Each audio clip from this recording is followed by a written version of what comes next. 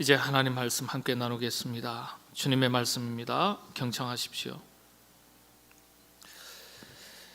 갈릴리 해변으로 지나가시다가 시몬과 그 형제 안드레가 바다에 금을 던지는 것을 보시니 그들은 어부라. 예수께서 이르시되 나를 따라오라. 내가 너희로 사람을 낚는 어부가 되게 하리라 하시니 곧 그물을 버려두고 따르니라. 조금 더 가시다가 세베대의 아들 야고보와 그 형제 요한을 보시니 그들도 배에 있어 그물을 깁는데 곧 부르시니 그 아버지 세베대를 품꾼들과 함께 배에 버려두고 예수를 따라가니라. 아멘. 주님을 만나서 삶의 목적이 달라지고 인생의 새로운 길을 걸었던 베드로의 이야기를 통해서 오늘 영적인 교훈을 살펴보겠습니다. 마가복음서 강의를 시작하면서 이 첫 부분에 1장의 내용 중에 참 의미 있는 내용들이 많이 담겨져 있습니다. 2부 시간에 말씀은 안 드렸습니다만은 예수님께서 이 땅에 오셔가지고 공생애를 시작하시면서 첫 번째 일성 회개하라 천국이 가까웠느니라. 때가 찼고 하나님의 나라가 가까웠으니 회개하고 복음을 믿으라. 이렇게 외치시고 그 다음 곧바로 하신 것이 사람을 찾으셨어요. 사람을 찾으셨어요. 예. 그런데 첫 번째 만난 사람이 베드로였습니다. 베드로의 첫 만남이 오늘 우리의 만남이 될 수 있어야 되겠습니다. 오늘 내용을 잘 살피시고 여러분을 향하신 하나님의 뜻을, 영적인 교훈을 잘 찾게 되시기를 바랍니다. 성경의 은혜 중에 하나님의 뜻을 보다 분명하게 찾기 위해서 제가 늘 반복해서 말씀을 드립니다만은 성경의 은혜 중에 주목해야 될 단어가 어떤 단어냐 하면은 동사입니다. 동사에 주목하시면 참 신기하게도 성경의 메시지에 담겨져 있는 뜻을 쉽게 찾을 수 있습니다. 예. 뭐 한 문장을 찾으셔도 좋겠지만은 동사, 움직임이죠, 행동이죠. 이 동사를 보면 하나님의 뜻을 분명하게 찾게 되고 이해하기가 쉽습니다. 하나님의 뜻을 찾기 위한 방법으로서 베드로 이야기 가운데 우리가 주목해야 될 동사가 5가지입니다. 성사학자들의 공통된 의견들입니다. 첫 번째가 여러분들 16절에 보시면 갈릴리 해변으로 지나가시다가 했습니다. 지나가시다가, 이게 마태복음서에는 다니시다가 이렇게 번역을 했어요. 지나가시든 다니시든 같은 의미죠. 예. 그 다음에 두 번째는 16절에 보면 시몬과 그 형제 안드레가 바다에 그물을 던지는 것을 보시니 그랬습니다. 보다. 이 단어가 아주 중요한 의미를 가지고 있습니다. 예. 그 다음 세 번째는요, 17절의 말씀인데 예수께서 이르시되 나를 따라오라. 따라오라. 내가 너희로 사람을 낚는 어부가 되게 하리라. 따라오라. 이렇게 되게 해 주겠다. 이 단어입니다. 그 다음에 네 번째는 18절의 말씀이죠. 곧 그물을 버려두고 버리다. 버리다. 이 사람이요 잘 버릴 줄 아는 게 영적으로 굉장히 수준 높은 단계입니다. 그 다음에 다섯 번째 동사가 따르니라. 따르다. 이런 뜻입니다. 예. 따라오라는 말씀은 주님의 말씀이고 따르다라는 동사는 베드로의 행동입니다. 이 5가지 동사가 영적인 교훈을 담고 있는 성경의 언어입니다. 어부에서 사도로 새로운 인생의 길을 걸었던 베드로에게서 우리가 얻게 되는 영적인 이 교훈을 5가지 동사에서 압축하면 4가지로 요약할 수 있다. 그렇게 얘기합니다. 이걸 우리를 향하신, 나를 향하신 주님의 요청 혹은 명령으로 받아들일 수 있어야 되겠습니다. 첫 번째는 주님을 깊이 만나라. 주님을 깊이 만나시게 되기를 바랍니다. 두 번째는요, 삶의 목적을 바꾸라. 삶의 목적을 바꾸십시오. 세 번째는요, 주된 관심을 바꾸라. 주된 관심을 바꾸라. 여러분의 최고의 관심이 어떤 겁니까? 자식입니까? 물질입니까? 건강입니까? 승진입니까? 어떤 계약건입니까? 주된 관심을 바꾸라. 성경에서는, 이 본문에서는 이것을 버려두고 버리다라는 말로 설명을 했어요. 표현했어요. 버리다. 관심을 가지고 있던 이걸 버리고 붙든 이것에 관심을 가지는 거예요. 그걸 성경에서는 버리다라고 표현을 했어요. 주된 관심을 바꾸라. 그리고 네 번째가 온전한 순종. 오늘 본문에서는 이것을 따르다 이런 단어로 표현을 했습니다. 따르다, 따르는 것, 순종하는 것이죠. 본문의 이해를 위해서 오늘은 특별히 세 가지 동사에 대해서 먼저 살펴보도록 하겠습니다. 첫 번째가 지나가시다가 그랬습니다. 지나가시다가. 마태복음서에서는 다니시다가, 다니시다가, 이곳저곳 다니시다가, 그냥 지나가시다가, 단순한 어떤 물리적인 거리의 이동을 얘기하는 게 아니에요. 다니셨다. 왜 이곳저곳으로 다니셨을까요? 다니시다라는 이 단어 속에 담겨져 있는 게 어떤 뜻입니까? 찾고 계신다는 거예요. 찾고 계신다. 여기저기 다니신 건요, 사람을 찾기 때문에 다니신 거예요. 주님은 지금도 사람을, 일꾼을 찾고 계십니다. 주님이 베드로를 가장 먼저 만나시던 이 본문 이야기 중에 가장 먼저 기록된 동사가 다니시다입니다. 다니시다. 이게 그냥 그렇구나 이런 단어가 아니에요. 초대교회 위대한 교부 성 아우구스티누스가요, 예수님의 공생애를 설명하는 첫 번째 단어를 다니시다 이 단어로 설명을 했어요. 예수님의 공생애, 구원사역을 위한, 천국 복음사역을 위한 첫 번째 구원사역의 액션을 설명하는 단어다. 그러니까 굉장히 중요한 의미를 담고 있는 단어예요. 말씀드린 대로 단순한 거리의 이동을 의미하는 게 아니에요. 주님께서는 지금도 사람을 찾고 계신다는 의미가 담긴 동사예요. 구원할 사람을 찾고 계시고 복음의 사명을 감당할 일꾼을 찾고 계시는 거예요. 리얼 크리스찬을 찾고 계신 거예요. 진짜 그리스도인을 찾고 계신 거예요. 우리가 이런 점에 주목해야 되죠. 주님은 지금 이 시대 가운데 어떠한 시련과 역경이 있어도 한결같은 마음으로 복음의 사명을 감당할 일꾼을 지금도 찾으시는 거예요. 추수해야 될 것은 많은데 추수할 일꾼이 부족하다. 여러분, 여기에서 우리가 생각할 것은요, 단순한 숫자적인 의미를 얘기하는 게 아니에요. 하나님 이 도를 들어서라도 외치게 하실 수 있다 하셨어요. 그죠? 그건 사람의 숫자를 얘기하는 게 아니에요. 그래서 일꾼을 찾고 계신다라는 말은 하나님의 마음에 합한 일꾼 중에 일꾼을 찾고 계신다. 헌신된 일꾼을 찾고 계신다. 이런 뜻입니다.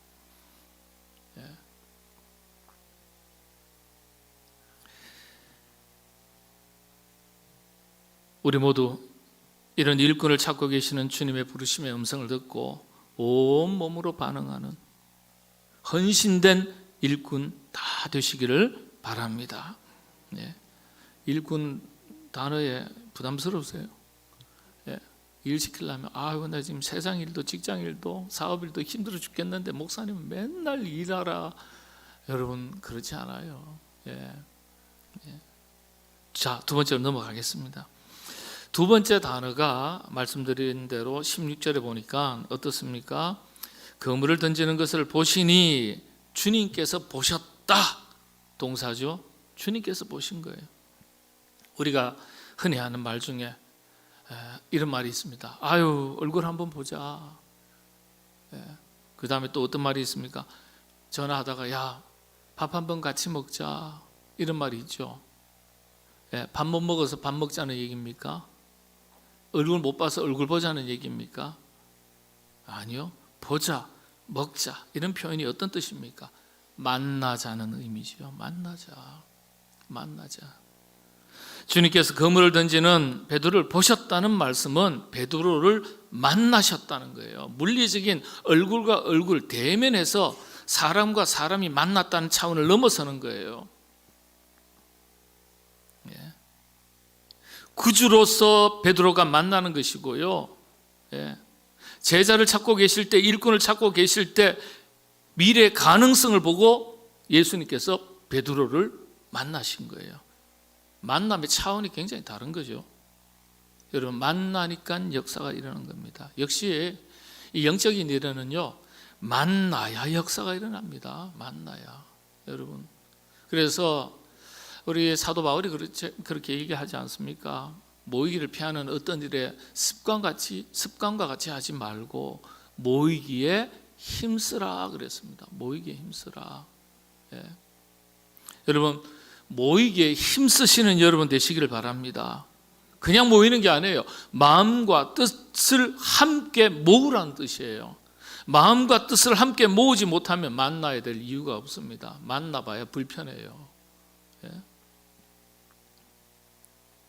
우리는 그리스도의 사람입니다. 사람과 사람 사이에도 좋은 사람들 많이 만나야 되지만요, 정말 우리에게 필요한 것은 주님을 제대로 만나야 된다는 사실이에요. 주님을 제대로 만나야 된다. 그런데 우리는요, 신앙생활 10년, 20년, 30년, 40년 그 이상의 세월을 했었어도 주님과의 깊은 만남이 부족할 때가 참 많아요. 비상적일 때가 많아요. 예. 교회 안에는 두 그리스도인들이 있다고 그랬잖아요. 예수님을 믿는 그리스도인이 있고 예수님을 만난 그리스도인이 있다고 그랬어요. 만나면 차원이 달라지는 거예요. 믿는 정도도 귀한 일이지만은 만나면 나의 전 인격의 내 삶의 변화가 시작되는 거예요. 왜 우리가 이렇게 사는 줄 아세요? 저 목사도 여러분들, 저보다도 여러분이, 저는 성경에 대해서 전문가지만은 여러분들이 저보다 더 뛰어난 영성을 가지고 더 깊은 신앙생활을 하실 수 있어요. 여러분들, 주님을 깊이 만나지 못해서 우리가 이렇게 사는 거예요. 정말 우리가 주님을 깊이 만나고 제대로 만났다면 지각 변동이 일어날 거예요. 희미하게 만나는 거예요. 희미하게. 비상적으로 만나는 거예요. 다음 시간에는 그러면 주님을 어떻게 만나야 되느냐, 주님과의 만남이 어떤 것이냐 다음 주에 설명을 하겠습니다. 근데 주님을 분명하게 깊이 만나면 만날수록 우리의 인생이 달라지는 거예요. 그런데 주님의 임재에 대한, 만남에 대한 경험이 부족하고, 그러니 믿음의 확신이 부족하고 신앙생활에 힘이 없는 거예요. 주님을 제대로 만나면요, 목숨을 던져서도 아깝지 않을 주님을 제대로 만나면요, 그때부터 자기 삶에 놀라운 변화가 일어납니다. 달라져요. 우리 삶의 가장 큰 영적 위기는 다른 게 아니에요. 육신의 질병이 아니에요. 사업이 좀 안 되는 게 아니에요. 자녀가 좀 안 되는 게 아니에요. 우리 삶의 가장 큰 영적인 위기는 주님과의 만남이 희미하다는 사실이에요. 경험이 부족하다는 사실이에요. 오늘 우리 그리스도인들의 가장 큰 문제예요. 영적으로 취약한 부분입니다. 그래서 베드로의 이야기 중에 핵심 교훈이 바로 주님을 깊이 만나라. 주님을 깊이 만나라. 여러분들, 주님을 깊이 만나시는 여러분 되시기를 바랍니다. 이것보다 더 중요한 일이 없어요. 주님을 깊이 만나고 경험할 때 영적 시야가 열리고 귀가 열리고 영적인 감각, 영성이 살아납니다. 요즘 코로나 팬데믹 때문에 인류 역사는 이 팬데믹 이전의 역사와 이후의 역사로 나뉜다, 그런 말까지 등장했죠. 그런데 한 개인의 역사를 보면, 그리스도인으로서 한 개인의 역사는 주님을 만나기 이전과 주님을 만난 이후로 나뉠 수가 있는 겁니다. 인생이 달라지는 그런 의미예요. 세상 사람들의 눈에는 별로 달라진 것이 없어 보일지 몰라도 주님을 제대로 만난 사람은 자기가 알아요. 자기가. 그래서 우리 삶에 근본적인 변화가 일어나려면요, 주님을 제대로 만나셔야 됩니다. 저 여러분, 우리 모두 날마다 신앙생활을 하실 때마다 말씀을 통해서, 기도를 통해서, 찬송할 때도, 생활 속에서 우리를 찾아오시는 주님을 깊이 만나는 은혜가 있으시게 되기를 바랍니다. 세 번째 동사가 따라오라 되게 하리라. 어부가 아니라 사람 낚는 어부가 되게 하겠다. 자, 주님을 깊이 만난 이후 인생에 어떤 점이 달라졌습니까? 이 질문이 우리가 함께 고민해야 될 영적인 교훈에 해당됩니다. 여러분, 주님을 만났어도 구원의 백성이 되었어도 그리스도인이 되었어도 이게 달라지지 않으면 무엇인가 부족한 거예요. 주님께서 베드로를 만나서 가장 먼저 하신 말씀이 따라오라 되게 하리라. 물고기 낚는 어부가 아니라 사람 낚는 어부가 되게 하겠다. 네, 되게 하겠다.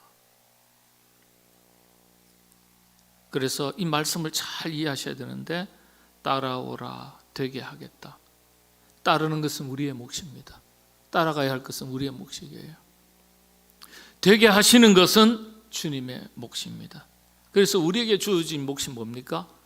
주님을 잘 따르는 거예요. 말씀을 붙들고 따르는 거예요. 그러면 나를 바꾸어 가시는 분은 내 영혼의 세계를 바꾸어 주시고 내 삶을 바꾸어 주시는 것은 주님이 하시는 거예요. 주님이 하시는 거예요. 주님을 잘 따라가면 여러분들 어부가 사도가 되는 거예요. 차원이 달라지는 거예요.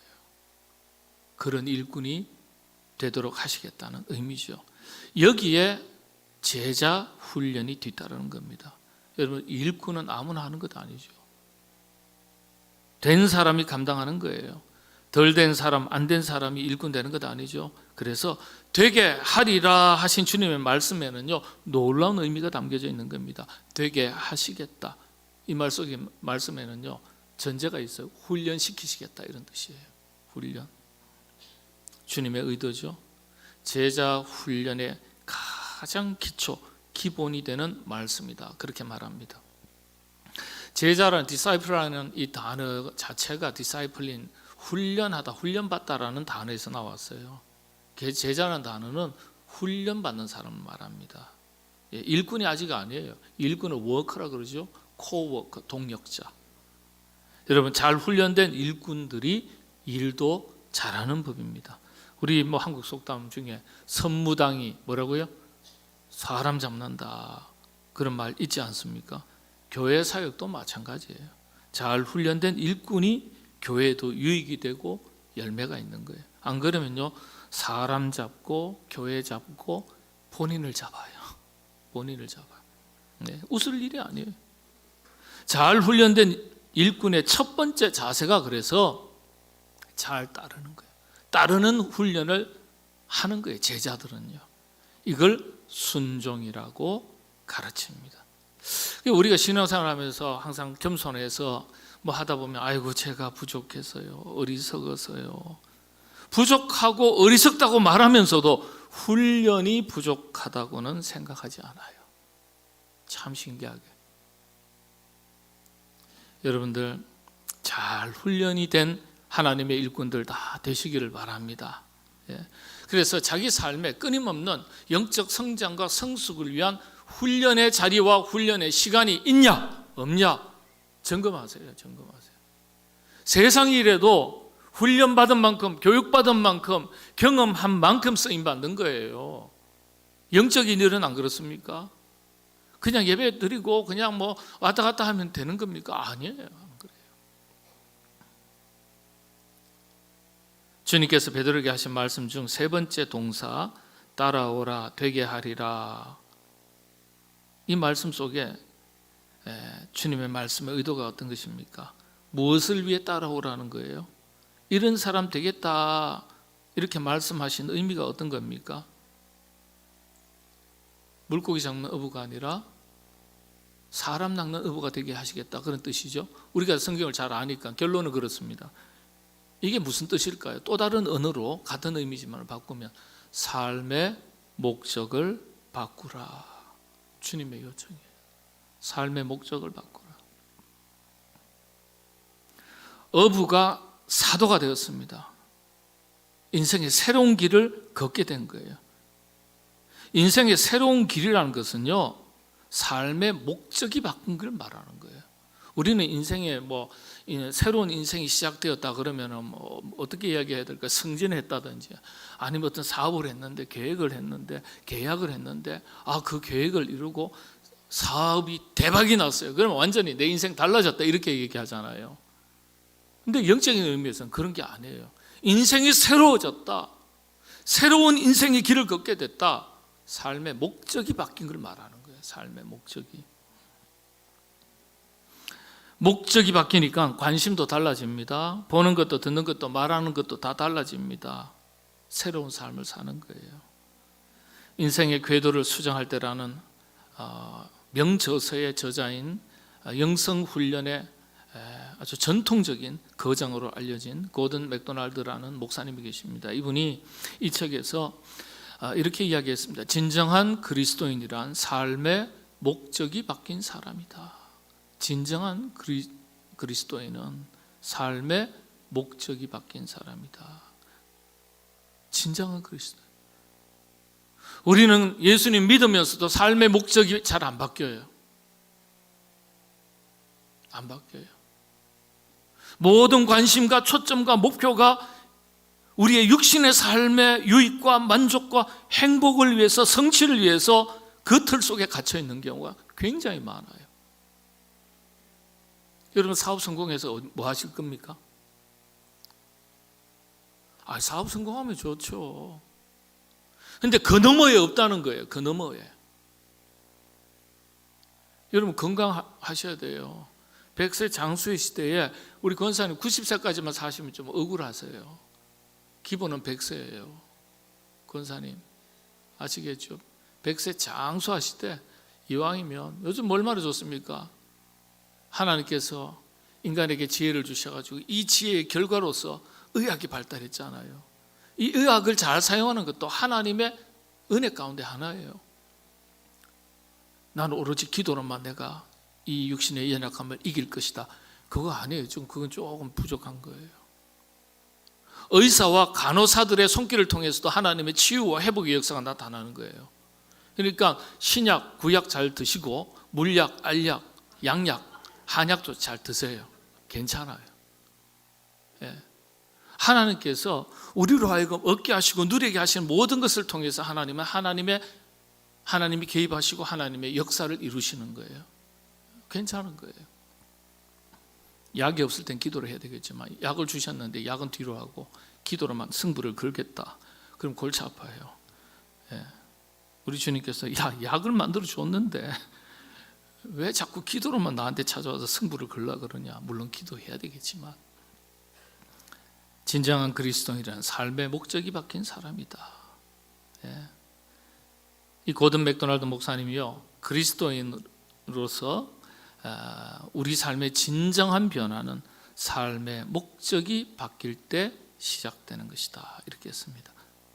성경의 언어로 바꾸면 땅의 것으로부터 하늘의 것으로 삶의 목적이 바뀌는 겁니다. 좀 추상적인 것 같죠?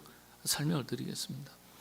성경은 이런 부분에 대해서 이렇게 권면하고 있습니다. 골로새서 3장 1절에서 3절인데요. 그러므로 너희가 그리스도와 함께 다시 살리심을 받았으면 위의 것을 찾으라. 거기는 그리스도께서 하나님 우편에 앉아 계시느니라. 위의 것을 생각하고 땅의 것을 생각하지 말라. 이는 너희가 죽었고 너희 생명이 그리스도와 함께 하나님 안에 감춰졌습니다. 주님은 분명하게 초대교회 그리스도인들에게 위의 것을 생각하고 땅의 것을 생각하지 말라, 이렇게 당부하셨어요. 그러면은 가정도 생각하지 말고, 육신의 일터도 생각하지 말고, 건강관리도 하지 말고, 먹고 입고 사는 것에도 신경 쓰지 말라는 그런 말씀인가요? 아니요. 삶의 최종의 목표를 바꿔라, 목적을 바꿔라, 삶의 최우선 가치를 바꾸라는 말씀입니다.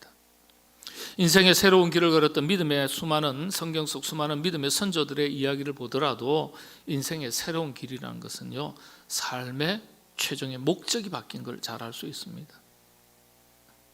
그래서 어부에게는 물고기가 목표예요, 목적이에요. 그런데 사도로 바뀐 겁니다. 그러니까 똑같이 물고기를 잡아도 물고기가 목표가 아니에요. 뭐가 목표일까요? 사람을 살리는 일이 목표가 되는 거예요. 사람의 영혼을 구원하는 일에 복음의 사명을 감당하는 일이 목표가 되는 거예요. 그래서 성서학자들이 그런 얘기 많이 합니다. 이 베드로가 배와 그물과 아버지를 버려뒀다라는 말은 완전히 어부의 삶에서 손 털었다 이런 뜻일까요? 아니면 어부의 일을 감당하기도 하지만 물고기를 잡는 수익을 가지고 복음의 사역을 뒷감당하는 일에 자신의 에너지를 사용하고 은사를 사용하고 시간을 사용하고 그랬던 것일까 이야기합니다. 주장하는 학자들이 서로 달라요. 둘 다 설득력이 있어요. 그렇죠? 사도 바울의 고백도 보면 참 이 대단한 고백인데요. 갈라디아서 2장 20절인데요. 내가 그리스도와 함께 십자가에 못 박혔나니 그런즉 이제는 내가 사는 것이 아니요 오직 내 안에 그리스도께서 사시는 것이라.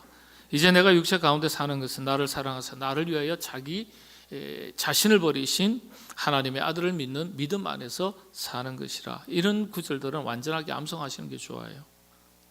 육신으로서 나는 죽고 내 안에 그리스도가 사는 것, 하늘의 뜻을 따라 사는 것, 위의 것을 추구하고 땅의 것에 얽매이지 않는 것을 말하는 겁니다.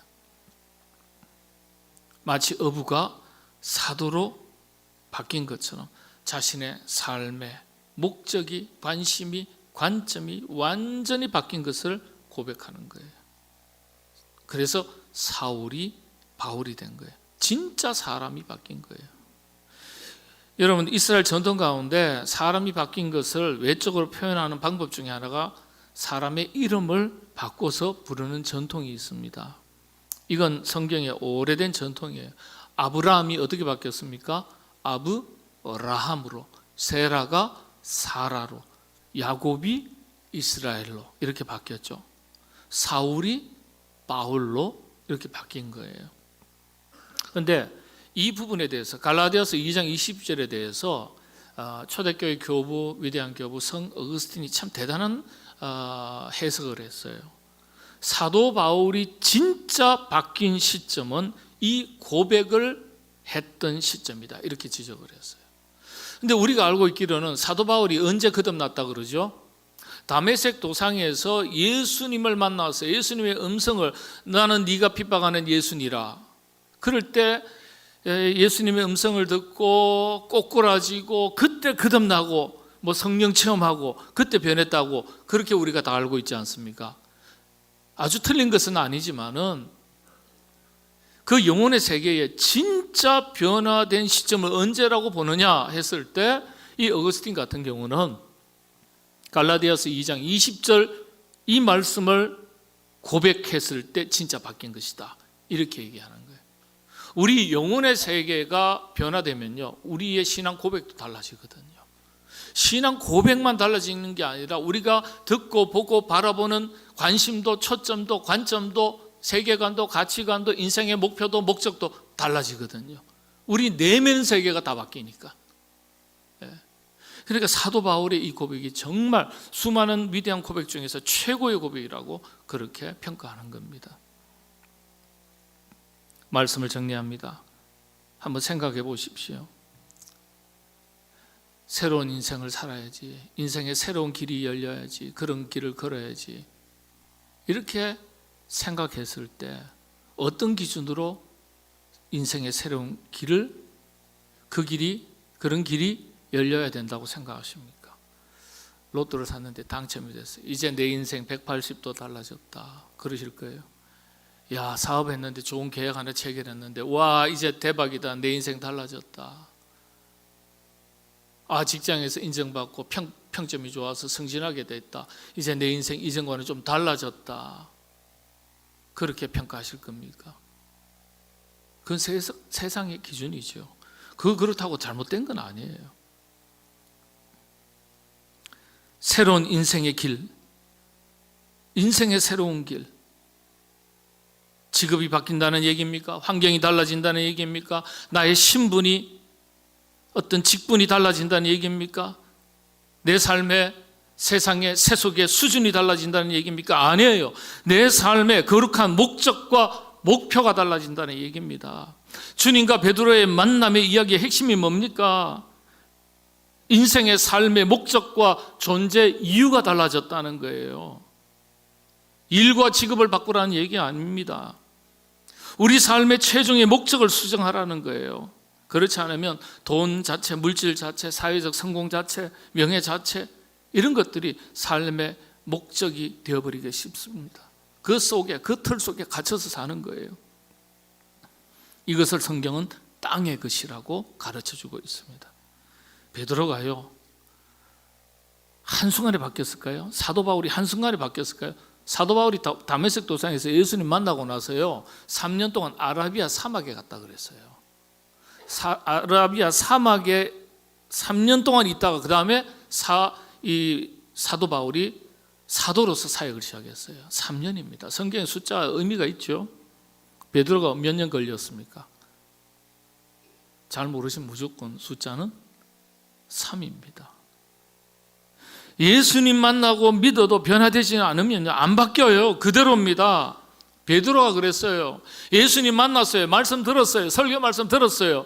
기적과 이적의 사건을 눈으로 다 보았어요. 그래도 안 바뀌어요. 우리 신앙생활하고 똑같아요. 자화상입니다.